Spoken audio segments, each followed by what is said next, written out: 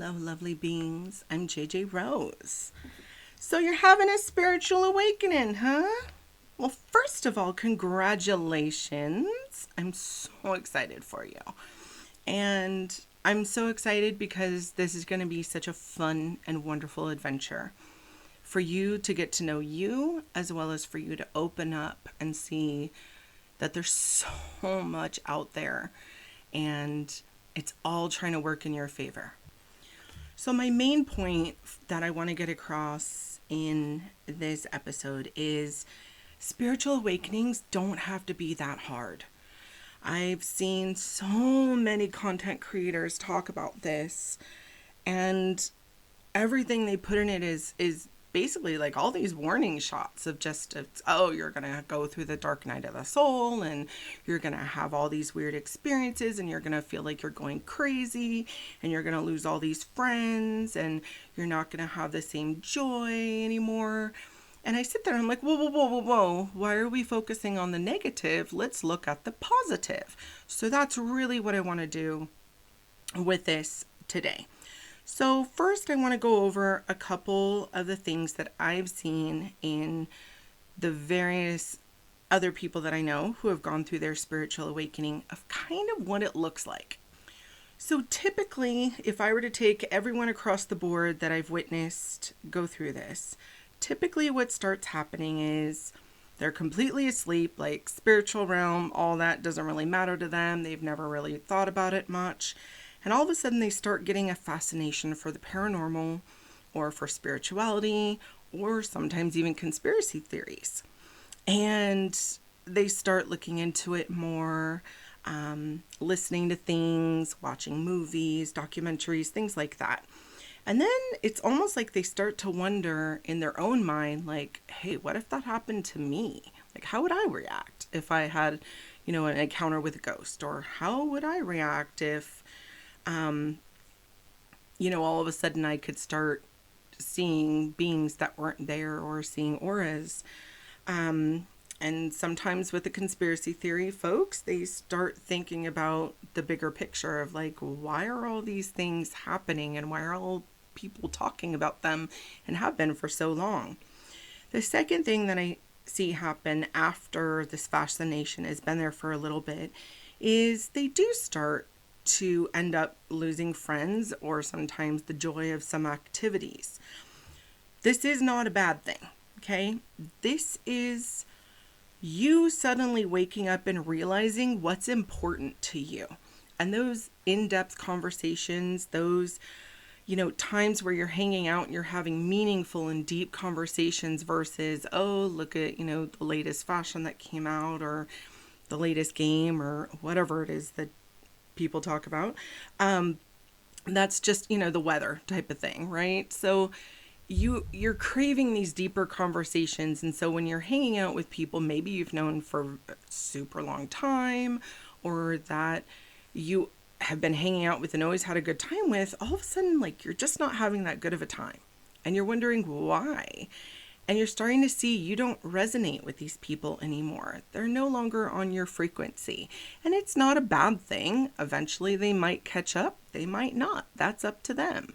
But this is the universe helping you make room for new friends and new interests. So it's not a bad thing. I mean, obviously, it doesn't feel great when you used to have so much fun with these people and now every time you're with them it's like nails on a chalkboard. That can lead to tiffs and things like that. And I don't recommend arguing with people or even having like a big old breakup conversation like, oh, we're not able to be friends anymore because you're not into what I'm into. Just find your joy and start joining groups or finding conversations with people who are interested in the topics that you are. So again, look at it from a different perspective. It doesn't have to be, oh, I can't talk to anyone anymore and I don't have joy with all the things that I used to enjoy doing. Instead, you're finding your joy in something with more depth. And you're finding people who are more on the same level that you are that want to help you with your advancement and your forward growth, and vice versa. You're going to learn things from them, they're going to learn things from you. So, again, this is just the universe shaking things up a little bit so that you can have the room needed in order to keep going further. Usually, once this happens, this is around the time when paranormal encounters, dreams, feelings, or synchronicities start happening, and you start seeing them pretty much on a regular basis. All of a sudden, you're noticing, like, wow, every time I go to get the mail, so and so is outside and we strike up a conversation. Or every time I go down this hallway, I'm seeing something peeking out at me that isn't in the house. This is your awakening. This is your opening up. Your third eye is opening up and your heart's opening up, and you're starting to feel things and see things. Whether it can sometimes come in dreams. I've had some people where just all of a sudden they start having super intense dreams, and I've always told them, write the dreams down. That's a journal of not only your subconscious, but also whatever it is that you're supposed to be working on. It's going to be guiding you. Spirit's going to be able to talk to you one way or another, whether it's physically, whether it's in dreams, through songs, synchronicities, whatever it is. All of a sudden, people will just start showing up in your life that you will think like, wow, that's amazing. I never knew this person was even into any of these things. And it's really cool. Now, once in a while, there can be the paranormal encounters where people get a little freaked out. Like, oh, I saw a ghost and it scared me. Well, that little bit of fear can usually lead to you either seeking out information about ghosts or spirits, or it can lead to you just striking up a by chance conversation with someone that you normally wouldn't think believed in it, and come to find out they're this wealth of resource and knowledge about this stuff. So everything happens for a reason, and these synchronicities are happening and they're more apparent to you because you're becoming more one with spirit. Now, the dark night of the soul. So yes, it happens to everyone, and I got news for you. It doesn't just happen once. So there are times when you're going to keep having them over and over until you start learning the lessons you need to learn, and or if you're being moved in a certain situation. Most people, in my experience, don't learn unless it's hard. So it doesn't always feel the greatest when you're going through it, but at the same time, this is spirit helping you cleanse all that old stuff that you need to get rid of, and for you to get to know yourself and understand, why have you been acting some kind of way your whole life? Or what trauma have you been holding on to? Or what anger have you been repressing? Or why are you just so over your job or frustrated with certain people, etc.? It's going to start bringing all of that out and bringing it into the light. And trust me, I've been through a lot of these personally, and I can tell you they're rough, but I'm so thankful for those times because I learned so much about myself. And when I got through it, and I'm definitely the kind of person that I always want to keep going, I always want to keep growing, I want to keep learning, I want to keep pushing forward. So for me, when those tough times happen, that's like when I come to the forefront, like I'm there for it. I want to learn about my behavior. I want to learn my self-reflection. I want to understand why I've been acting or why I've felt a certain way, etc., and shed all the nonsense that no longer serves me. And that's really what the dark night of the soul is all about. So one of the other benefits that happens with the dark night of the soul is spirit usually will start introducing people into your life for lessons. Now, they're not always the people who are going to be there forever and ever and ever. Amen. Okay? A lot of times, spirit will bring these people in because they're a catalyst for you. And that can mean there can be some rough times or some itchy situations where, you look back and you say, yeah, I'd rather not go through that again. Okay, If you don't want to go through that again, please learn the lesson and move on. That's what Spirit wants you to do. That's why they're throwing all these things at you, so that you can learn the lesson. The next part that I typically see happen after usually the dark night of the soul has passed, or at least one of them, is the person's interests become more focused. They're drawn to certain modalities, or they're drawn to certain, specific paths, shall we say. And again, this is Spirit working with you for you to figure out what you're called here to do. What is first and foremost that Spirit needs you to do, or that your contract needs you to fulfill. And if you haven't heard the term contract before, whenever we incarnate into a life, we come in with certain contracts. And those are things that our soul knows we need to go through and or do or accomplish or experience for our soul's learning. And therefore, when we reincarnate to the next life, hopefully we've learned or accomplished whatever we've needed to do, so that we don't have to go through it 10 times harder in the next life. So when these interests become more focused, this for me is the time when I get super excited, because the first couple ones, let's face it, usually these are, I find myself in the situation where I'm doing a little more hand holding and, just reassuring people it's going to be okay. All of this is happening for a reason.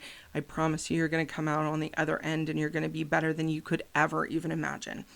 So once the interests become more focused, and once you start truly understanding your spiritual nature and what you were put here to do, and or what you're put here to do right now, because it's always growing and changing. We're very multi-layered beings. Then this is when you kind of pick your side. So you'll hear a lot of people use the term light worker, or they work with light. And then you will once in a while hear people who want to work with the dark. And that's okay. Whatever path you want to take, that is your choice. I am not here to judge you, condemn you, or lead you either way.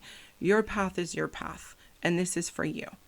Now for me, obviously, I am a light worker, and typically I get a lot of light workers who are starting to wake up that get introduced to me in my life, so that I can kind of help them through, and pretty much they get what they need and then off they go. This is the time and point, though, I would like to point out it is extremely important that you start learning grounding techniques as well as self-protection, because usually this is the time when you're going to start experimenting with stuff. You're going to start trying to do astral projection, or you're going to start doing works with dreams or energy work. And sometimes it's going to come naturally. Sometimes you're going to work at it. But make sure that you have a really safe and guarded protection in place before just willy-nilly trying anything. I'm not saying that as a dire warning. I'm saying that as from experience, making sure that you have proper grounding and protection techniques in place will really lessen the severity of whatever your lessons are. Now, obviously, if you've already been there, done that, and you've experienced some things and they've hit rather hard, you're going to already understand what I'm meaning and why I'm obviously saying the things that I'm saying.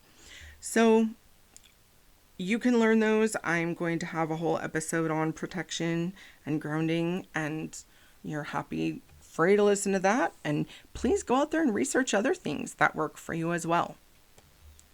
The one thing I ask of all of you is please strive to be non-judgmental for yourself and for other people. It is hard enough going through a spiritual awakening at any age, whether you're a child or you're older, especially when you're older usually, because you're a little more grounded into your belief systems, and to have everything dismantled is a wee bit rough. But coming from a place of non-judgment, even for yourself, is going to make things easier, because you're not going to sit there and you're not going to constantly be saying, why am I not better at this? Or why am I not, doing XYZ? There's no rule book when it comes to spirituality. There is no rule book that you have to meditate every day and do, X number of groundings and Y number of, astral projections. There's none of that. It is different for each and every person. And when it's your time to do any of this work, and a lot of times these things will go back and they'll repeat over and over for different people depending on where they're at, that's because you have more stuff to do and you have more learning to do. I've seen people go through 84 dark nights of the soul. It's because they had to go through it that many different times with that much different stuff, because that's how much stuff they were holding. And to people who are holding on to a lot, or who already know going into this, you've got a lot that you've got to either unlearn or relearn. Be nice to yourself. And also be kind to other people who aren't awake and those who are just waking up, and also to those people who are awake. Because let's face it, everyone has opinions, right? And that's absolutely fine. Everyone's entitled to their opinions. But when you come from a place of judgment of this is how it's supposed to be, you're really boxing somebody in to your way of thinking. And that for me does not work, which is why I'm not a religious person, because I don't think there's just one way to do everything. I think it's different for everyone. We all come from different backgrounds, from different cultures, from different experiences. And hopefully you get to a point where through your process, you're reaching out and you're talking to other people. You have no clue the impact you're going to have and have had on many other people. I have numerous examples of this. I have people I've known that think they are absolutely worth nothing. They've done nothing with their lives. They're nothing special. And I sit there and I marvel at them for the things that they lived through just to deal with that. I mean, I've never had to deal with what they do, and they don't get it. They don't see themselves as special. All of you are special. All of you are unique. All of you are beautiful in your unique individual ways. And that's why we're all different, so that we can marvel in how beautiful each of us are. And that's dark, light, and everything in between. All of it is beautiful because it's all been created by Source, and it's all here so that we can learn from each other. Sometimes you learn from someone by saying, I never want to be that person. And sometimes you learn by saying, wow, I would love to emulate that person or be like that or get to that point. And everywhere in between. So being non-judgmental, being empathetic, just because you're where you are doesn't mean everyone else is or will be. And I say that with the strongest of empathy and compassion, because I've seen a lot of people go into their spiritual awakening, and let's face it, spiritual ego happens. Everyone has an ego. And I've seen people who have no empathy or compassion for anyone else, and they treat this like a job. Like, I'm going to get in here and I'm going to be the most spiritual person ever, and I'm going to wake everybody up and I'm going to do my job. And it's like, whoa there, soldier. Like, love your gusto, but you're going to turn a lot of people off with that type of attitude, that you know it all and no one else knows anything compared to you. I don't claim to know everything. I'm still learning on a daily basis. I learn something new about myself and the world every single day, usually more than that. And it's because I actually care and I'm looking and I'm trying to understand. And of course, we're all going to have times where there's people who aggravate us or who we just want to shake and be like, what is going on? Like, why can't you get wherever you need to go? But that's their process. And sometimes people like that, that's their destiny, is to be that person that causes everyone else to look at them and just say, why and how could they stay stuck? So what is your moral compass? And if you don't know, that's fine. then I would definitely recommend now should be a really good time, not should, sorry, would be a really good time to start out with a list of what you don't want happening to you and what you do.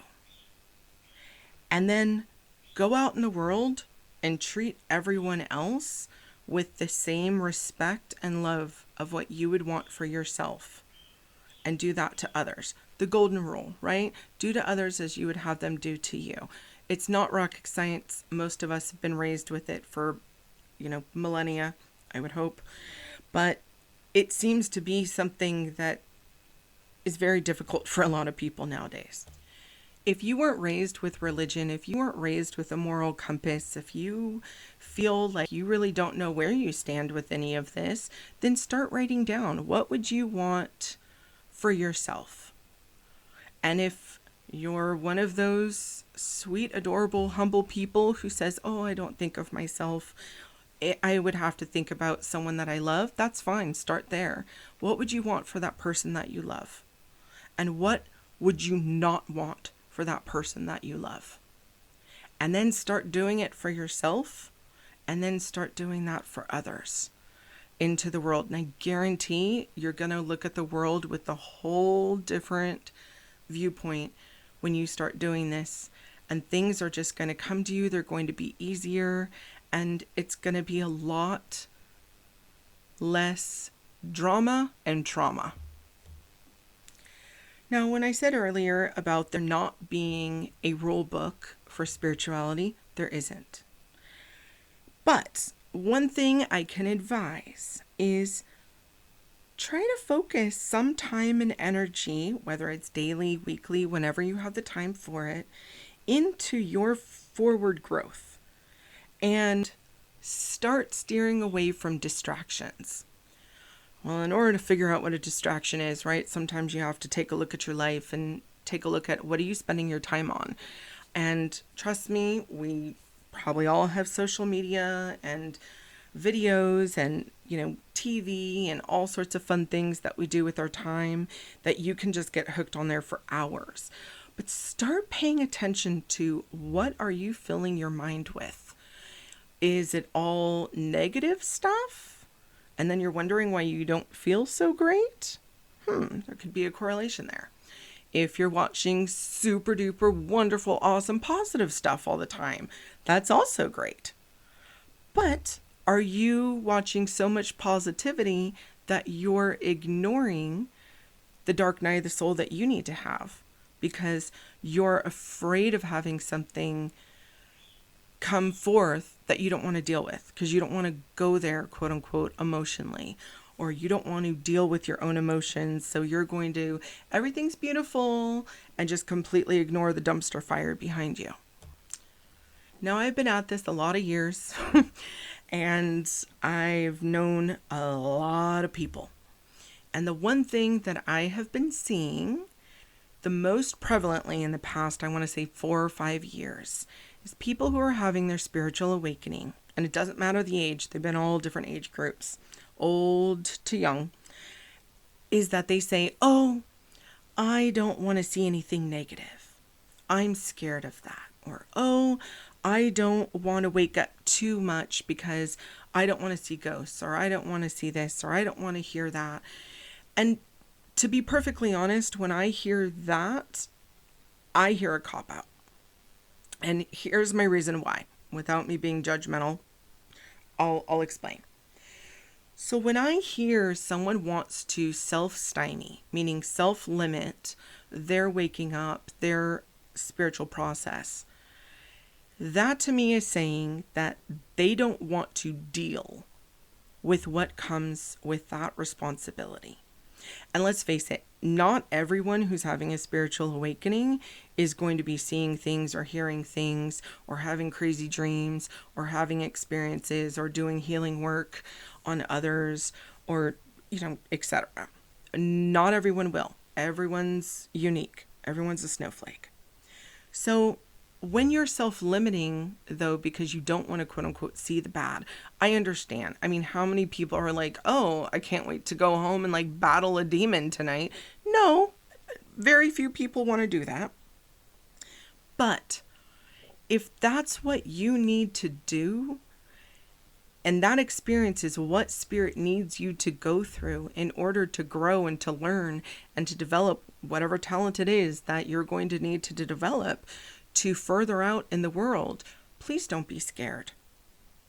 And here's a really, really easy way to wake up at a nice pace for you.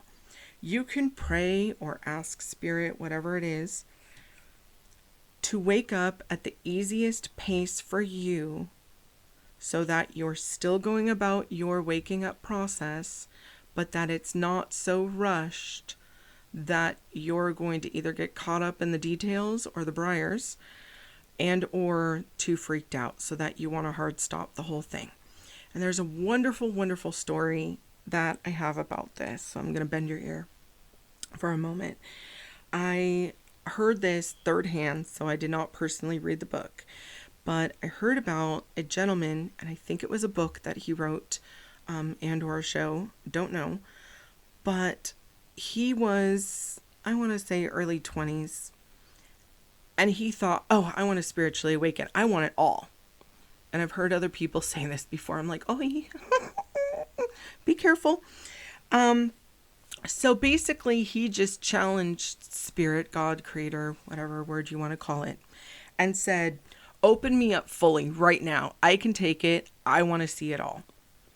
And the next day, he woke up completely, full on hearing, feeling, seeing apparitions, seeing Spirit, seeing auras, hearing different spiritual activity. And basically by day 2, he was trying to check himself into an asylum. And on day 3, he was actually begging a police officer to shoot him and kill him, and was contemplating, taking the very hard way out of life. And so he began, praying again, saying, I'm sorry, I did this all wrong. I am not ready for this at all. And this is too much all at once. I'm not prepped for this. And Spirit kind of let him suffer for another half day or a day. And then he closed back down, and then he opened gradually at a pace that was healthy and good for him. But I revel at this man's experience, because what a wonderful way to advise people, hey, you don't want everything all at once if you're not ready for it, because it can be a lot. I mean, I know how open I am, and there's times when I'm just tired. I want to be left alone, and I don't understand, and I've gotten a lot better in my older age at closing things off and putting boundary lines down. But there are times when it just physically and mentally and emotionally exhausts me. And it's a lot. And this is someone who's, I've done this my entire life, and I've been around a while. So ask for things to come at an easy pace for you. And they will. Now, I make little sticky notes because as I'm living my life, I all of a sudden have one of these little quick realizations pop in that I know that I want to put on here. And I just found this note, and it says, do you think God wants you to be subservient out of fear or out of love? And I'm going to leave you with that question. And hopefully within you, you know the answer. And again, welcome. Happy waking up. Happy reawakening up. Whatever one that fits you. I'm so excited for you. And I really look forward to what you're going to do in the world, because all of us serve a larger purpose. And even if you think I only know 2 people in this world, that's fine. Those 2 people, it grows exponentially out. And just like the butterfly can cause the hurricane, you too have such a beautiful and amazing purpose in this world. So I hope some of this information helps you with this process. If any of you are seeking advice, please start commenting, help each other. That's what I'm really, really hoping happens. Have a blessed day.